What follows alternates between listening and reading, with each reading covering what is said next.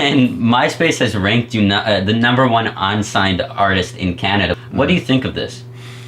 It's crazy. Like, I mean, it started like this is like probably the most intimate interview I've done, because we're where it started right now. Like, this is my dwelling, you know. And it's like it started right here, just me being like, yo, I want to rap and I want to do this music thing and take it seriously. And I learned and I sat and I observed and I watched, and it's crazy to go on there. We were actually, it was funny, we were in the studio the other night just going on different artists MySpace, like artists that are signed, like people, like, you know, big people. I won't say any names because I don't want to put anybody down. But it was some big people that we went on their MySpace, and I definitely like had more plays than them for the day. And it's crazy, you know. I mean, it's a great thing. It shows me that maybe corporate America doesn't get it yet, and the record labels don't get it, but definitely I think the people really appreciate it, you know. And so, am I a Drake hater? Do I hate Drake? I don't even like Drake. You don't like the Drake? I hate the Drake. I love the Drake. How could you not like the Drake? Who's the Drake? Who's the Drake? The Drake is good. Oh. I don't think so. I don't think I hate Drake at all. I don't dedicate the time and the energy to Drake necessary to hate that man. When I hate something, I'm gonna really hate it. I'm gonna hate it with my whole heart. But Drake doesn't do enough for me to really hate him. But according to most rap fan bases, not just Drake's, Kendrick's, Tyler's, Nicki Minaj's, anything other than complete and utter praise is hate. If you question or make fun of or make jokes about an artist, you're immediately their biggest hater. So I guess I'm a Drake hater. Drake? I hold a begrudging respect for Drake and what he's done for the rap game. For the rap game, to the rap game. This is my alter ego. Anita Maxwin. Whatever you want to say. He's made an impact. Is that impact good? Is that impact bad? Has he lifted up the rap game or ruined it forever? That's not for me to decide. That's not for you to decide. All we're doing is ranking Drake albums. This is the correct ranking of Drake albums. I might not be the biggest fan, but the validity of this list cannot be questioned. Every other fucking list, bullshit from this point on. This is the list. And if anyone tells you any different, they are lying to you. Music, but at the same time, there's a lot of critics out there not taking it seriously based on the fact that you start on Degrassi. yeah, You know what I mean? you can judge me if you want. That's cool. Like, sooner or later though, it's going to be inevitable that your girlfriend's gonna be playing it, your mom's gonna want to listen to it, your brother's gonna be like, can you get Drake to give me your autograph? So I mean, you might as well just get with it right now. Like, and you're gonna hear something like this. It's gonna go, here we go. The first time around, I left the cards at the house and I put the diamonds down. Them things come and they go, it's about the ramen now. I'm seeing it clearer, the season is nearer, and still I must change to get the crown hill. Have to switch it to upwards from downhill. Drake has a fascinating discography. Number one, it's vast. He got a lot of shit. He's made a lot of stuff. He drops constantly. Compared to other people at his level, compared to the Kanye West, the Tyler the Creators, the Kendrick Lamars, he drops constantly. There is a lot to comb through, so I had to make some rules for myself. Number one, collab albums, out the door. I'm sorry. I have no time to debate whether or not the album belongs to 21 Savage or Drake. What a Time to Be Alive would be high on the list if it was eligible, but it's not. Because one could argue that that is a future album. One could make a strong case that that is more of a feature album than a Drake album. One could also make a strong case for the inverse, that it is a Drake album more so than a future album. I do not have time to litigate that bullshit, so it will just not be on the list.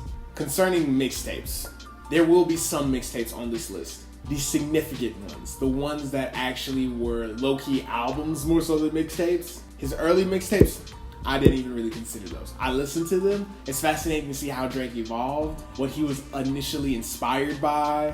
You can definitely see that he's going to be one of the biggest rappers in the world. In those mixtapes, the seed is there, but they're not significant enough to make this list. Stuff like Dark Lane demo tapes or whatever it's called, Care Package, they're not gonna make this list. I like Care Package. There's some good songs on there, but it does feel like Drake just throwing away a bunch of loosies, a bunch of stuff that didn't make the album. They don't feel significant at all. There are mixtapes on this list, but I had to be discerning which ones to put there. I might make a video about the collabs and the mixtapes, but for right now, we're only dealing with the proper Drake albums and a couple of mixtapes. Let's get into it.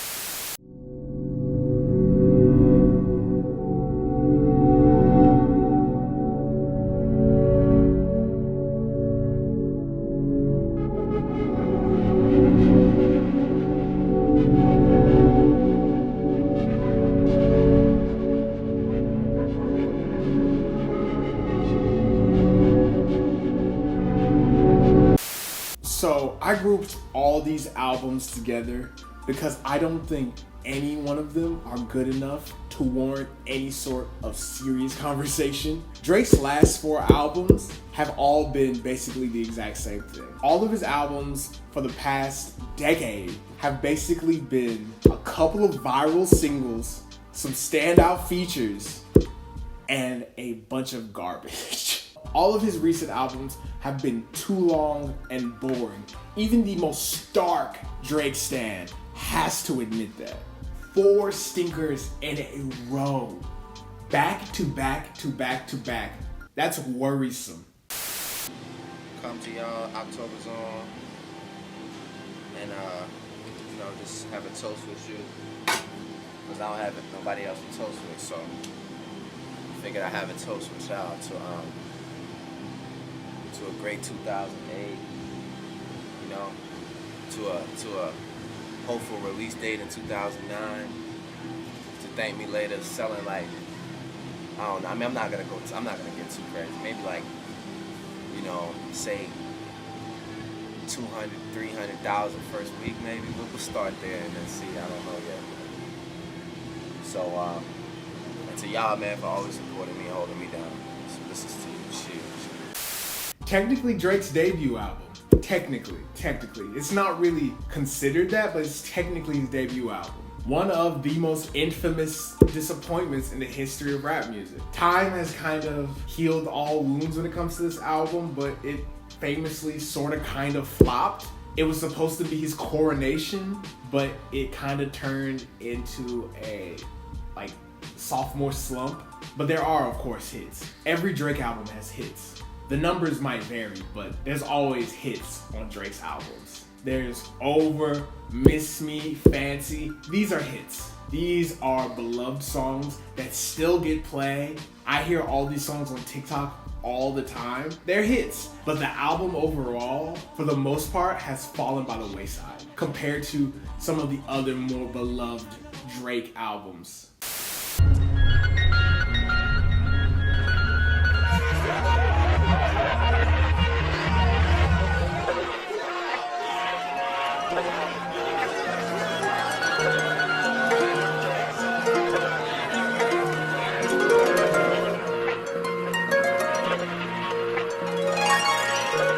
And more tune for your head top, so watch how you speak on my... I low-key think this is where the downfall started.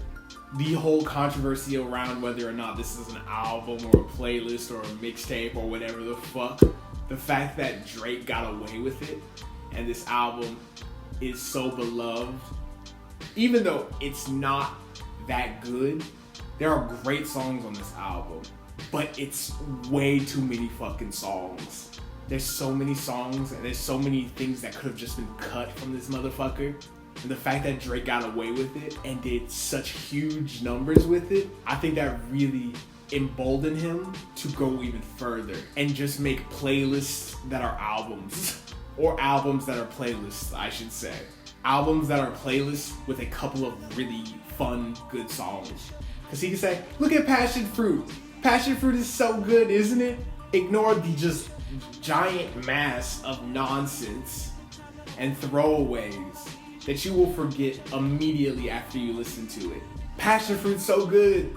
Passion from miles away. Don't you love that? More Life is where he got the gumption to do stuff like that. And this was at the height of just chasing streams. This was when Chris Brown was dropping 60-song fucking albums. I really do think this will be Exhibit A in how streaming helped to ruin music, helped to ruin the album. But there is some good songs on this album. I mentioned Passion Fruit. I like Gila Chester. Really too bad about Baka. That sucks. That has made listening to that song hard as fuck. Everything with Sampha. There's some interesting songs, but it really is the beginning of Drake's downfall because he said, I could just borrow from all these cultures, try all these sounds, and not have like a really strong direction for the album, a really clear vision. And I'll get away with it and sell millions of units. More Life is where it all began. It's about, I'd say about 6 months, maybe a little under that. And yeah, it spawned from a conversation that just made me realize, you know, I'm 22 years old. I really don't know everything. You know, I have so much to learn. And really, I kind of learned what I was striving for in life, like, you know, to find love and like what all these interaction with women is about, and then, you know, to obtain the money to live comfortably and know how to deal with it, you know. And so for a 22-year-old kid, you know, in high pressure situations all the time, it's kind of it can cause you to make a mixtape like that. This is Drake's proper breakout, you know what I'm saying? This was, you know, the big moment for Drake. And I understand why. I totally understand why. I totally see why people fell in love with him. Has time treated this album that well? Not at all. It's not aged well at all. But I do love Best I Ever Had. I love that song. That song is so damn good. It's corny as hell. It's so corny, but it's so catchy. So catchy. And the Kanye West production, the video, which was very important for young Khalil. It awoken a lot of things in me. The overall mixtape, it's alright. It's a mixtape. It's a lot of that, you know, 2010s R&B, a lot of Lil Wayne copycat, but he's so charming and so enthusiastic and so excited about it that it works. His charm wears you down over the course of the album, and there's some standout cuts, but it's very, very dated. But it's definitely a necessary text to understanding Drake. Without it, there is no Drake. And that's why it's a little bit higher on the list than maybe it should be. If we have a problem, we have a problem. We should try and prepare to have that 24-bit wave in case there is an issue. I'm talking to him right now. But so anyway, my point was, do you want me to just duck it back a teeny bit just to make the transition smoother? Hold on.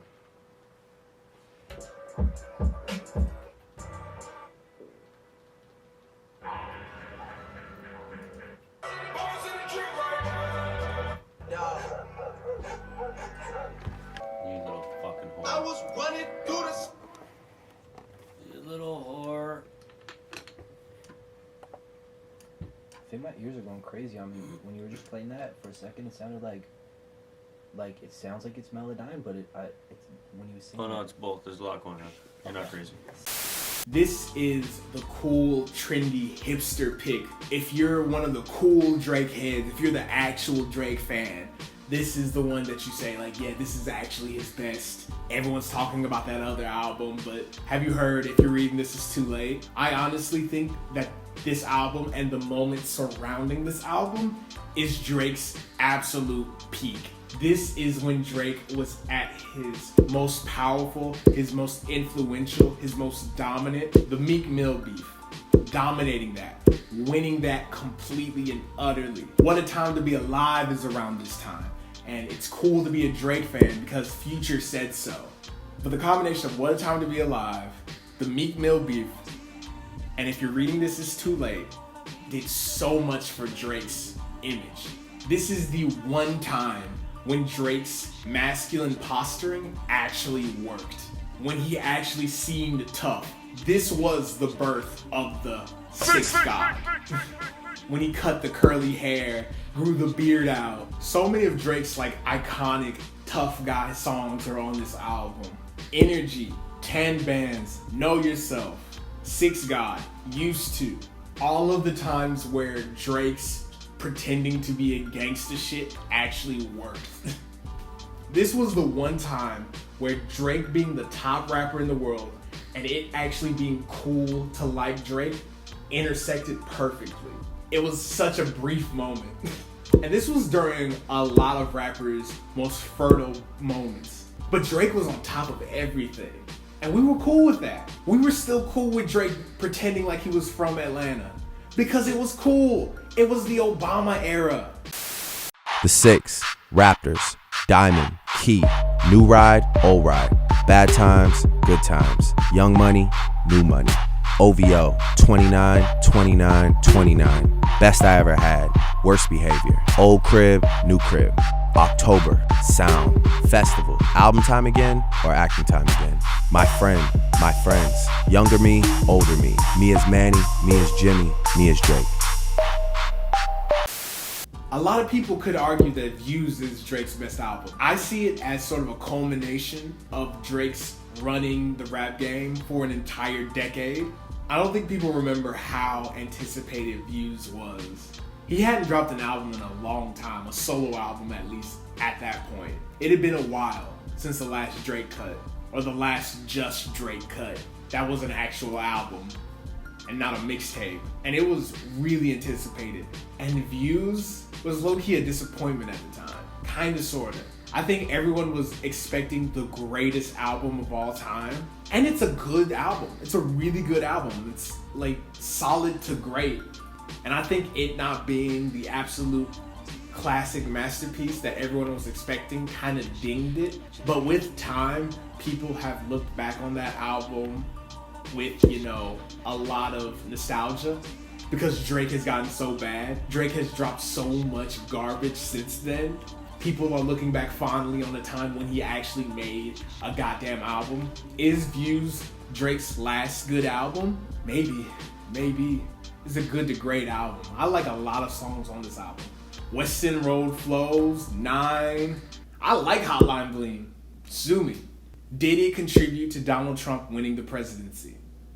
Yes. A lot of people forget that. Here are all the hits on Views. Feel No Ways, One Dance, 9, Hotline Bling, Weston Road Flows, Pop Style, Controller. This album's like really good. And at the time, people were expecting so much from it that I think it kind of fell a little flat. It of course did crazy motherfucking numbers, breaking records, but I think people wanted to like be absolutely wowed by it. Am I bugging when I say that Views didn't hit that hard when it first came out initially, and with time, people slowly but surely grew to love it? No, man, it's perfect. This shot ever tastes so good, huh? So you know it's real. Jeez. That's a good shot. Yo, Chubbs, you wanna come do a shot? Wow! Run this! Oh! Yo, 40, you gotta do, everyone has to do a shot, man. I think that Nothing Was the Same has become underrated in Drake's discography. It was huge when it came out. Really big deal. Really big album. It was Drake perfecting the formula he had found in the album before. It was Drake truly becoming the guy, the face of rap for everyone.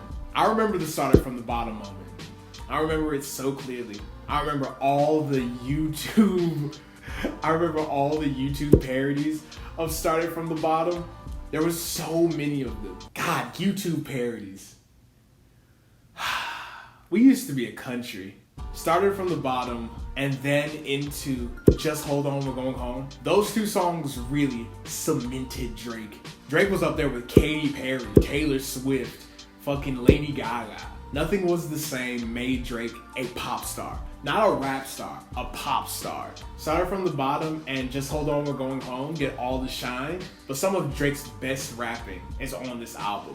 Worst Behavior, underrated. That might be in the running for my favorite Drake song. That song is so good. This half Jewish, half black ass dude from Canada pretending like he's a thug from the South is so fucking funny, but it works. because it's so fun and infectious, and his charisma and his energy just overpowers you, and you can't help but sing along and have fun with him. And then his verse on the back half is some of his best rapping ever. All Me, Come Through, Wu-Tang Forever, Pound Cake. A lot of the Drake staples are on this album. Does it feel like sort of a retread of Take Care? Yeah, but there's nothing wrong with that. So how's the new album going? It's great. I'm really excited about it. Just trying out different things, you know, different sounds, different flows. We're all like in a really great place in our lives, you know, just as a team. The team's coming together. We got like, you know, 40's doing really well. We got like new additions, like, you know, we just sort of have this affiliation with the Weeknd, you know, so it's really great. You know, he's on the album a bunch, and I'm excited about it just for people to hear the evolution of the music. More singing, less rapping, less singing, more rapping. Whatever, you know. Drake's best album is Take Care. I was trying really hard to come to a different conclusion, but sometimes the obvious conclusion is the correct one. Drake's best album is Take Care. Take Care is where Drake cracked the code. It's where Drake figured out how to be a Canadian thug gangster with an emotional side who's from Houston and Atlanta. This album is both a blessing and a curse for Drake. It's a blessing in that it's one of the most beloved rap albums of all time, erased all of the doubt that everyone had after Thank Me Later, vaulted him to the top of the rap game, and secured his spot there for the next decade. Has nearly all of his most beloved songs, has maybe his best song, Headlines, has his most underrated song, Hypher, Motto, Crew Love, Marvin's Room, Take Care, all these songs that still get club play nearly a decade and some change later. These are songs that you turn on anywhere, in any crowd, in any club, and maybe like 60-70% of the club will know all the words. This album is an American institution, whether you like it or not. Drake is the case where the most iconic album is also the best album. I was trying to figure out some sort of, case for if you're reading this is too late, views, nothing was the same, but I just could not get over how huge this album is and how large it looms over Drake's entire career. It's a blessing, but it's also a curse. This album is a curse. Drake has been chasing this album his entire career. Every album, it could be argued, in some way or another, is just a remake of Take Care. Some albums are longer, some albums lean one way more so than the other. Some albums are more emotional, some albums are more tough guy. But he cracked the formula with this album, and he's been trying to tinker with it for years and years and years, and it's kind of held him back. Take Care sort of stunted Drake. He's trapped in 2012, 2010, 2011. He's stuck in the Obama era. You know what I'm saying? All the greats, Kanye, Tyler, Kendrick, they push themselves and, they try to find new lanes to go down. Drake doesn't really do that. Drake doesn't have an experimental album. Drake doesn't have a Yeezus or an Eagle or To Pimp a Butterfly. It's Take Care 1, Take Care 2, Take Care 3, Take Care 4, Take Care 5, Take Care 6, Take Care 7. Like, there's no radical, hard left turn that no one saw coming. I mean, the numbers are always going to be there until the end of time, but I don't know. Is he happy?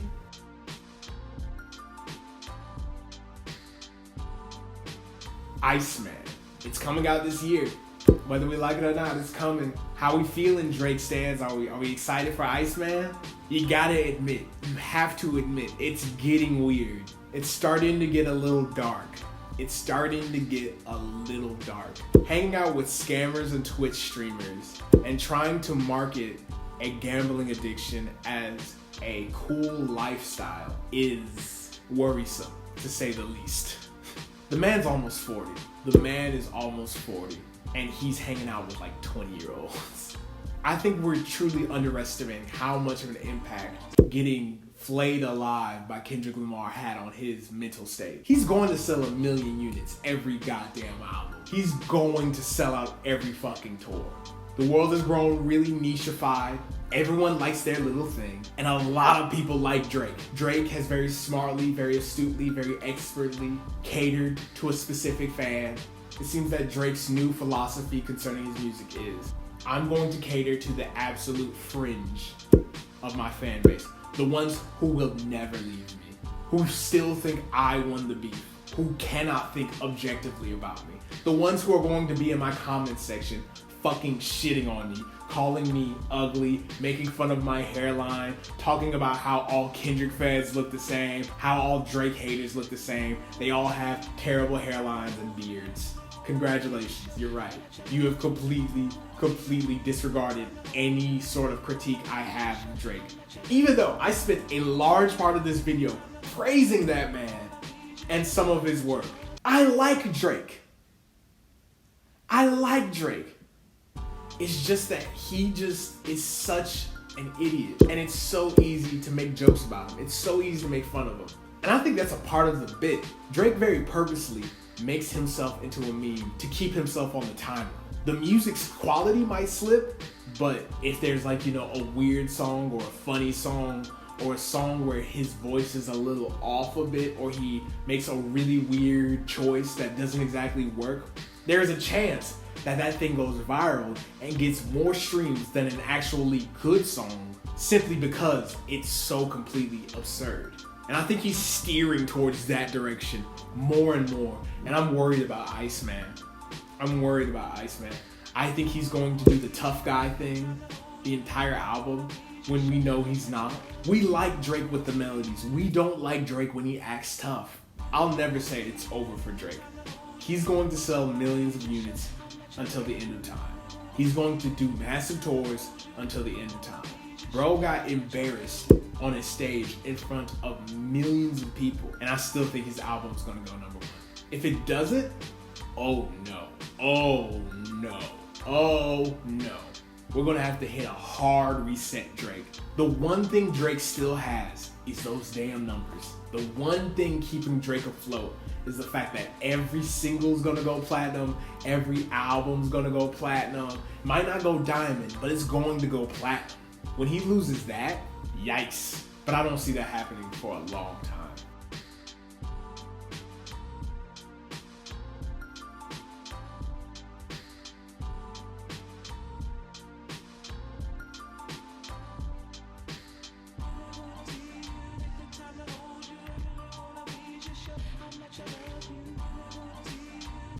It's your birthday. Oh, I get it. You don't want to break up with me because it's my birthday? What is that, like my birthday present? Jimmy. You want to break up, Ash? Then let's break up. Now, okay? It's over. So go. Get out of here. What are you, deaf? Go!